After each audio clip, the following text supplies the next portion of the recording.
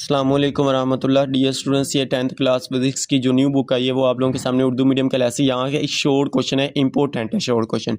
इसको हम देख लेते हैं। कहते हैं जब मेटल और लकड़ी दोनों ही एक ही टेम्परेचर पर हों तो मेटल छूने पर ज़्यादा ठंडी महसूस क्यों होती है, क्यों महसूस होती है। अब इसमें इसका जवाब उसने नीचे लिखा। आप देखिए, मेटल एक कंडक्टर है।